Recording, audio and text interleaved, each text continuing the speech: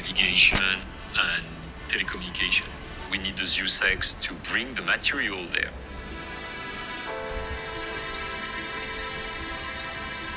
This is truly rocket science.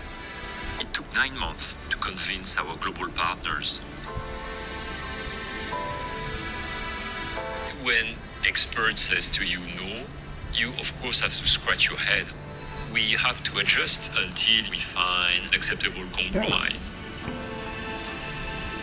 Convincing people isn't about getting them to think an idea is great. It's getting to the core of what people know. We went through so many ideas.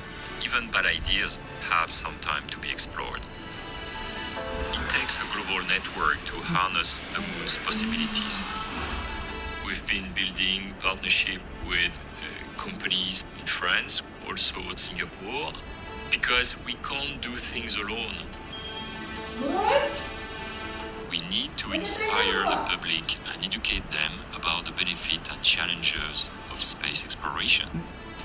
We're a piece of the puzzle, building the lunar economy.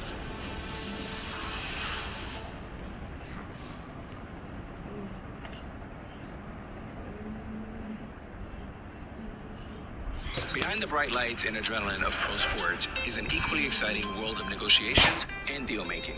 That's what we cover each week on our podcast, The Deal. I'm Alex Rodriguez, former baseball player turned business executive. And I'm Jason Kelly, a journalist at Bloomberg. Over the next couple months, we'll hear from all-stars like Jay Williams. I want to be an owner one day. Billie Jean King. Learn the business. Paul Rabel. Don't chase trends. Get ahead of them. And so many more.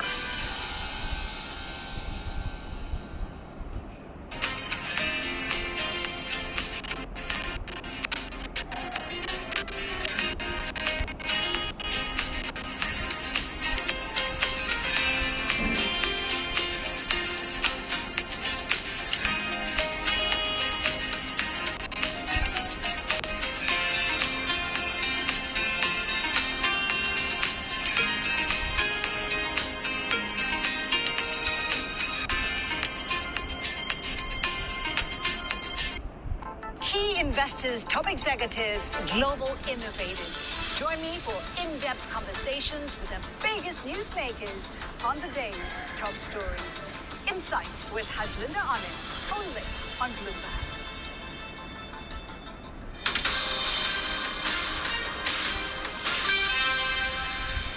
It's your Bloomberg Brief. Danny Berger here in New York. Let's get you some front page news, a look at what's making headlines around the world.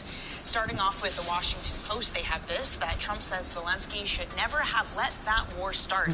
Former President Trump called the Ukrainian president one of the greatest salesmen he's ever met and said that war's a loser. Trump was speaking in a podcast interview. Next up, the Financial Times says that the U.S. charges Indian official over thwarting New York assassination plot. Federal prosecutors charged a man with trying to orchestrate from abroad an assassination on U.S. soil. That charge comes days after Canada expelled 6 Indian officials and accused them of working to target South Asians on Canadian soil. And in the New York Times, in Germany, Biden is preparing for a farewell visit to a key ally. Biden will meet with Chancellor Scholz in what would be the last Europe trip of his presidency. He'll also be meeting with French President Emmanuel Macron and UK Prime Minister Starmer in a multilateral meeting. Here's some of the images of him and the president of Germany. Biden will also be receiving the Grand Cross of the Order of Merit. That is Germany's highest honor reserved for heads of state. He's only the second U.S. president to receive the award after George H.W. Bush. And again, he is currently there in Germany. Okay, a quick check on your bond market this morning. It's the day after an ECB cut where Christine Lagarde didn't rule out a 50 basis point cut to come. Is it a new pivot to a faster signal? So you can see the difference there. 10-year yields lower in Germany, higher in the U.S., just barely. We're back below 4.1%. Coming up, 3 hot economic data prints since the Fed's jumbo cut. We're going to speak to Kathy Jones of Charles Schwab. This is what Molly's family doesn't call the media room, because it also hosts the neighbors for game night. The neighbor's dog is invited too. So this is how Molly deals with random clutter, tacky remotes, ugly wires. This is a spot for Molly's family heirloom. It's a long story. And space for Molly to support Alan's new hobby. That's clever. That's one of Molly's favorite words. So is this. This is designed by California Closets, a company that's been listening to customers like Molly for nearly 50 years. This is our logo. Schedule your free design consultation now.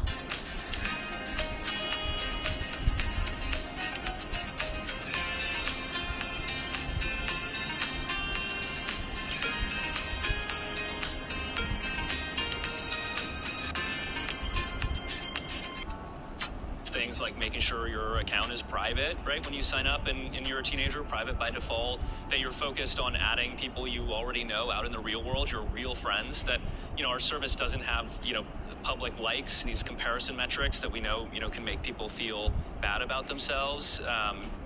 We moderate the content that we distribute on our platform to try to mitigate, the spread of harmful content. So we've tried to make a lot of choices to, make our service, a healthy and fun place with friends. And we hear that, when we do research, we find that people, rank Snapchat as the happiest platform. They say that it helps them feel closer to their friends. So I think we're really focused on what we can control in terms of improving the product experience. And then we always try to encourage parents, don't let your teenager, use Snapchat unless they're above the age of 13. And there are tools available today on your phone, iOS, Android, that are really easy to use to help limit, what teens can use on their phones.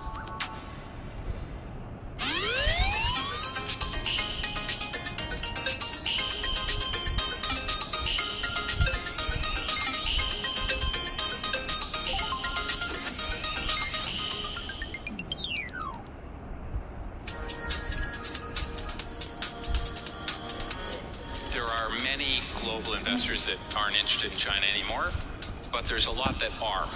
And obviously the local investors have money in China and are doubling down on investing in China. Many of the Asian investors, and in fact a lot of the Middle East investors, the Americans are gone away. Therefore, there's an amazing opportunity to put capital to work and get returns which are excess what you would get in other places. Where there is lack of money, there is usually opportunity. So we continue to build out our business in China. It's just where the money's coming from is different. And so we're raising local money in China for investing and bringing those that choose to be there to invest in China. So it's just a different, where the money's coming from is just different.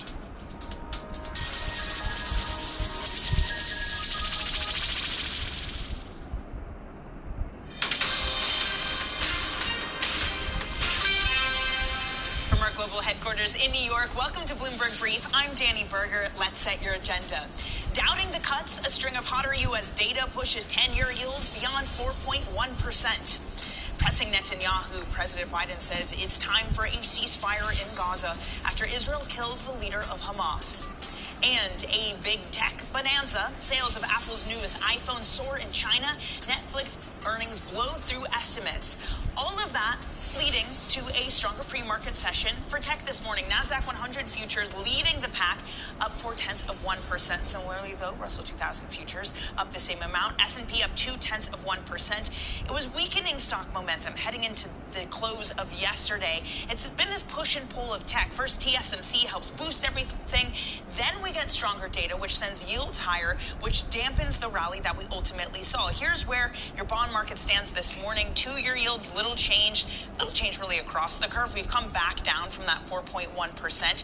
We did see, though, 10-year yields hit their richest level since August. But now 40 basis points of cuts this year. Gold, you can also see at the bottom of your screen, that is at a record $2,711 an ounce. Maybe it's on haven buying. There is Biden calling now for a renewed push for a ceasefire. Meanwhile, we did get the newest flow show from Bank of America. Let me just take you through some of these lines, because we have long said that there is this reinvestment risk for this bond market. We're going to catch up with Charles Schwab in just a moment, Kathy Jones there about this, but so many people have said, look, there's a reinvestment risk. Yields are going to be coming down, and you're going to miss out if you're not invested. Well, it seems like some people have finally heeded that call. Latest Bank of America flow show showing that cash had the biggest outflow in 12 weeks. So where did it go? It went to both bonds and stocks. Bond funds drew the biggest inflow since October 2020 at $23.2 billion. Gold, biggest inflow in 12 weeks at 1.2 billion. Stocks also had some inflows too, but it's notable. We finally had bond yields go back to 4%.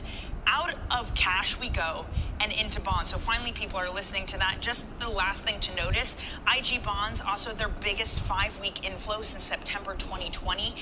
The spread on bonds has gotten so thin. Investment grade bonds